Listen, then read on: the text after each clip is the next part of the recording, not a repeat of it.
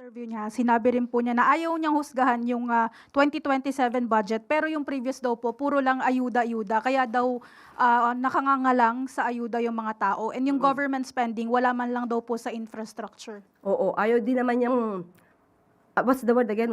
Ayaw niyang, Ayaw daw po niyang husgahan okay, yung okay. 2027 budget. tama, ayaw din naman niyang husgahan ang patungkol sa impeachment trial. At ang sabi niya, yung naniniwala sa grave threats ay, excuse me for the word, but this is his word. So in other words, hindi siya maniniwala na ang Vice Presidente ay nagbanta sa buhay ng Pangulo dahil ito ay isang Hindi ba niya napanood mismo yung video? So ibig sabihin lahat ng tao ay pwedeng magbanta kahit kanino at hindi dapat maniwala sa isang pagbabanta. So tanggalin na lang po siguro natin yung salitang grave threats sa revised penal code. At hindi siya naniniwala sa 2026 GA. Tandaan natin, puro ayuda. Yung ibang mga mambabatas at ibang mga kababayan, sasabihin nila, bakit nabawasan daw ang pag-ayuda? Ngayon naman, kay Congressman Irice, puro ayuda. Siguro dapat mag-usap-usap kayo para hindi kayo nagsasabog, no? Hindi iba-iba yung inyong mga sinasabi.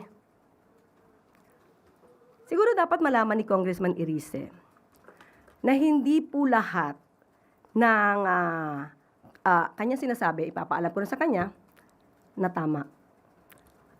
Ang binigay po ng budget sa ngayon, nandiyan po, isa, edukasyon, infrastructure, disaster resilience. Ang edukasyon po ba ay pro-poor? Wala po ba tong ayuda?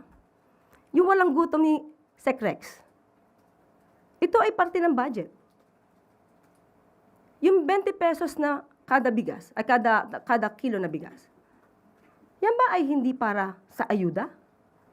Yung LGSF na binibigay para sa mga local government units, hindi ba ito para sa ayuda? Kapag ka nagkakaroon ng kalamidad at pumupunta ang Pangulo sa mga apektadong lugar at nagbibigay ng financial assistance, hindi po ba yun ayuda? Kaya sabi nga po natin, bago magsalita, mag-aral po muna. ACT Teachers Party List Rep Tino described the proposed 2027 national budget as anti-poor and anti-people kasi daw po binawasan yung allocation for social services pero tinaasan naman yung for defense and infrastructure at anti-insurgency program. Ano pong reaction po? Ito yung sinasabi ko eh. Nasabi kanina ni Congressman Irice, puro ayuda-ayuda. Diba? Wala sa infrastructure. Ngayon, kay Congressman Tino, binawasan naman daw yung ayuda.